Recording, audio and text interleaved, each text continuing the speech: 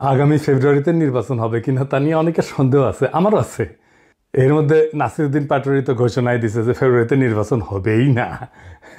তবে আমি সবাইকে ফেব্রুয়ারিতে নির্বাচনের টার্গেট নিয়ে প্রস্তুতি নিতে বলি। এরা না বললে আবার বিএনপিওয়ালারা বলবে আমি নির্বাচন পিছাইতে চাই। তবে এই নির্বাচনে কি হবে তা নিয়ে আমি এক সপ্তাহ আগে বলছিলাম যে এই নির্বাচনে খেলা হবে, অপ্রত্যাশিত ফলাফল হবে। 12% মানুষ বিএনপিকে ভোট দিবি বলিছে, 10.4% মানুষ জামাতে ইসলামীকে ভোট দিবে বলিছে, মানে 10.5% মানুষ। 7.3% মানুষ আওয়ামী লীগকে ভোট দিবে বলিছে এবং 2.8% মানুষ, মানে প্রায় 3%-এর মতো মানুষ এনসিপিকে ভোট দিবে। তবে কাকে ভোট দিবে এ বিষয়ে এখনো সিদ্ধান্ত নেয়নি 48%-এর বেশি মানুষ। অন্যদিকে জরিপে কাকে ভোট দিতে চায় তা বলতে রাজি হয়নি 14.4% মানুষ। এটা BRAC Institute of Governance and Development BIGDর একটা জরিপ। 8 মাস আগে গত অক্টোবর মাসে একই প্রশ্ন করা হয়েছিল এবং এরাই এই স্টাডিটা করছিল। সেখানে 16.30% মানুষ বিএনপিকে ভোট দিতে চাইছিল। এইটা স্যার গতবার আর এইবারটা একটু পাশাপাশি দেখেন তাহলে বুঝবে যে কেমন কমিছে। 11.30% মানুষ জামাতকে ভোট দিতে চাইছিল এবং 2% মানুষ এনসিপিকে ভোট দিতে চাইছিল। তার মানে জরিপ অনুযায়ী 8 মাস পরে বিএনপি এবং জামাতের ভোট কমিছে, এনসিপির সামান্য কিছু বাড়িছে। তবে 62% মানুষ এই রাজনৈতিক দলগুলোকে ভোট দেবে না, তাই না? কারণ তারা হয় বলতে রাজি হয়নি অথবা তারা এখনো সিদ্ধান্ত নেয়নি।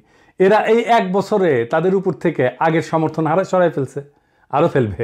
বিএনপির জনসমর্থন, দলের জনসমর্থন 26.32% কমিছে। হে প্রভু হরিরাম কৃষ্ণ জগন্নাথ প্রেমানন্দী ইয়া ক্যা হুয়া। এডিটর সাহেব হে অরিজিনালটা শুনে দেন একটু। हे प्रभु हे हरि राम कृष्ण जगन्नाथ प्रेमानंदी ये क्या हुआ? गलाव में पानी आ गया, गामछा भी खुल गया मेरा, लगती ये देखिए। হ্যাঁ, সাপ্রি ইনস্টিটিউট অফ ক্রিটিক্যাল থিঙ্কিং এর হোয়াটসঅ্যাপ শাখার গলা পর্যন্ত পানি আগা। বিএনপিকে জিততে পারবে, তারা মনে করতেছে পারবে, কারণ আওয়ামী লীগের এই 7.3% ভোট তারা নিবে। কিভাবে তারা নিবে? তারা তাদের নেতাদের একটা অংশকে মুজিব, ধানমন্ডি, 32 নম্বর আওয়ামী লীগ নিষিদ্ধ করা প্রশ্নে আওয়ামী লীগের যে বয়ান সেটা ফেরি করার কাজে নামাই দিছে।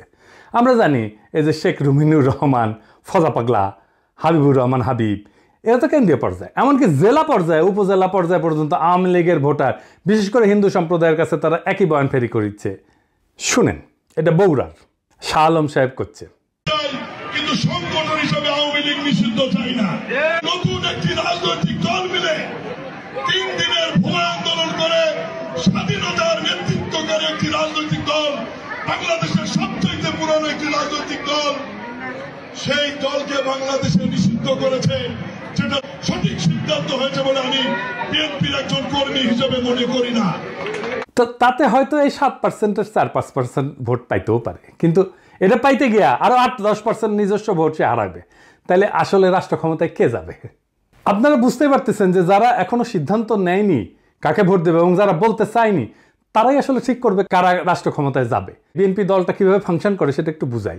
তাইলে এই যে কেন এই রুমিনুর রহমানরা এই কাজ করে এটা বুঝতে পারবেন, এবং কিভাবে তারেক রহমানের নিরঙ্কুশ নিয়ন্ত্রণ নিশ্চিত হয় দলের মধ্যে এটা বুঝতে পারবেন। আর এই পদ্ধতিটা বিএনপির সবচেয়ে বড় দুর্বলতা।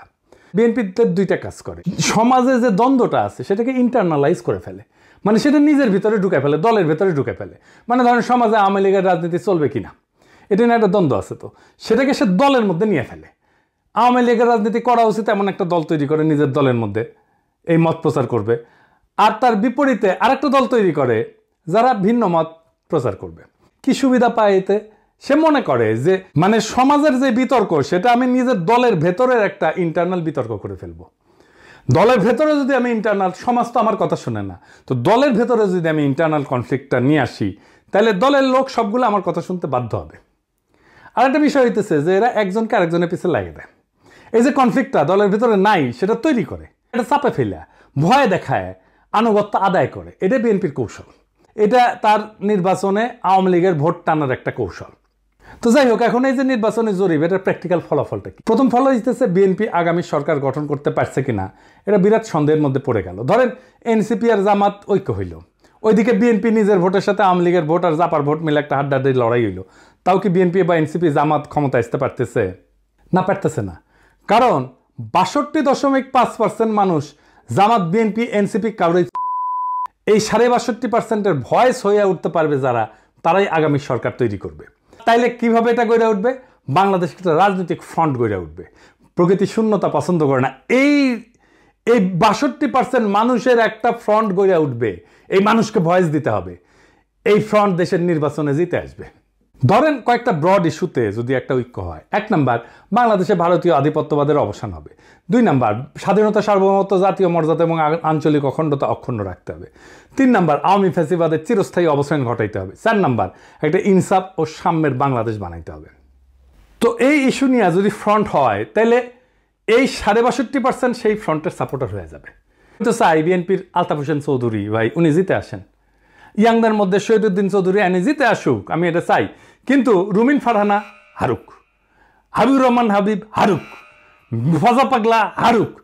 আমি যদি ইলেকশনের আগে দেশে যেতে পারি, আমি আলতাফ ভাইয়ের এলাকায় গিয়ে ক্যাম্পেইন করে দিয়ে আসবো, যেন উনি যেতে ধানের শীষের ক্যাম্পেইন করে দিয়ে আসবো।